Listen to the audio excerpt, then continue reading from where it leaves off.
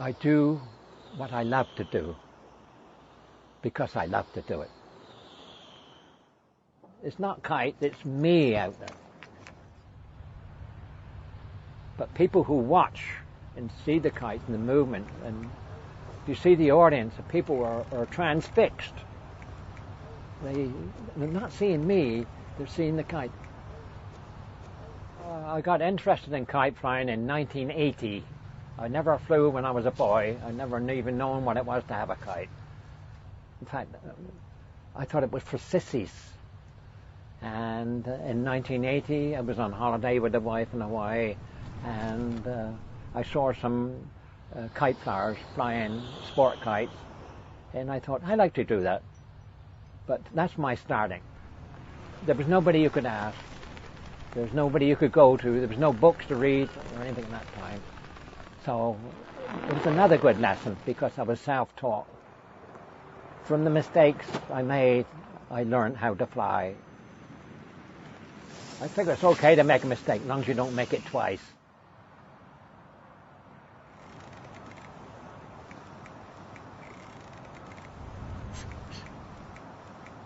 Records I'm most proud of is flying for 12 hours and 12 minutes. If you can fly for 12 hours, 12 minutes, it takes a lot of doing. So your mind must be other places.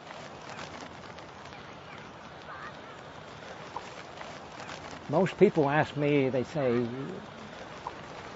were you a pilot? You have such a gentle touch. And I say, no, but my job did help me very much in kite flying. And they excuse me, what was that? I said, I was a gynecologist.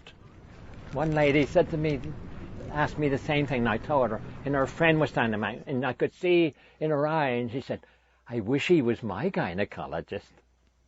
Mine's a brute.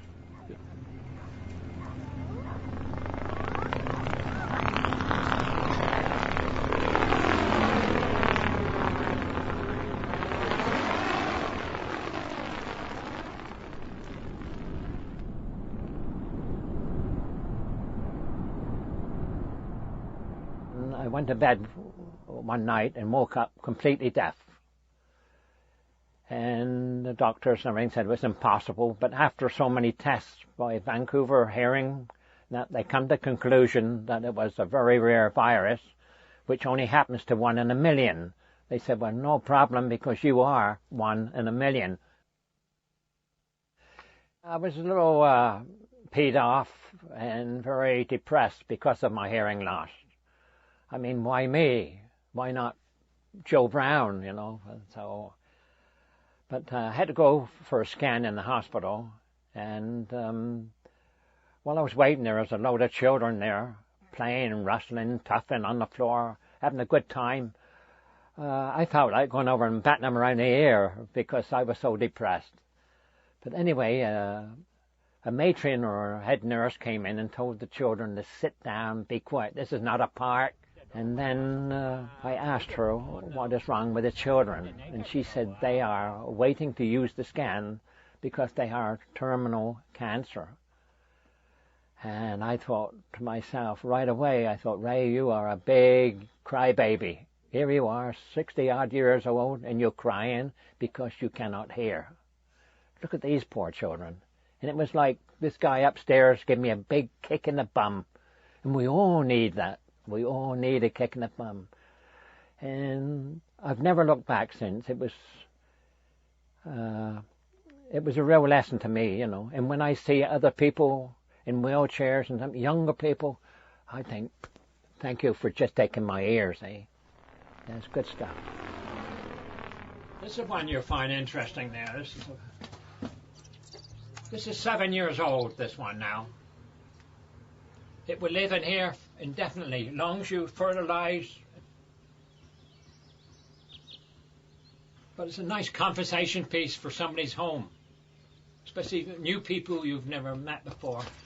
And they say, oh, that's not, and you can talk. It's a conversation piece. Same as the wife and I. The wife is not interested in kite flying at all, but I'm a conversation piece for her.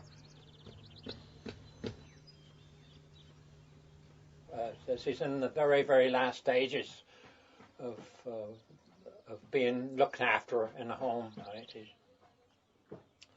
She's you guys being here now, then when you leave, 5 minutes later, she would not know you were there. She would lose all memory of you guys.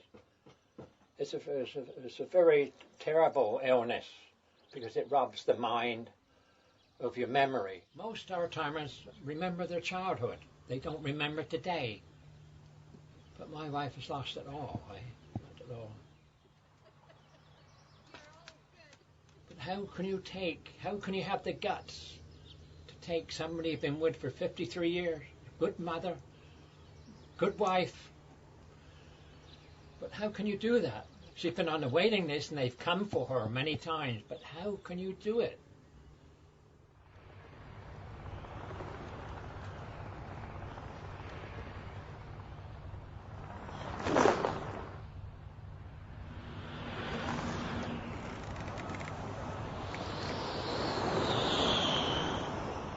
How does a person deal with the unfairness of life?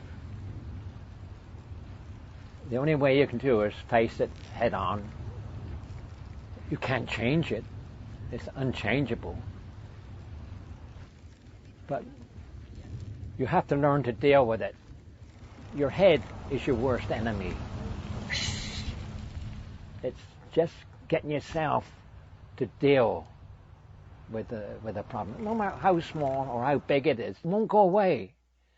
No matter how much you wish it would, or wish you'd done this or that or the other, it will not.